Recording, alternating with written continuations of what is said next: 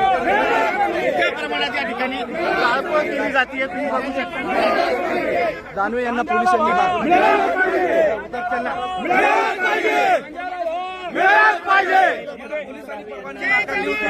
समृद्धी महामार्गावर करताय.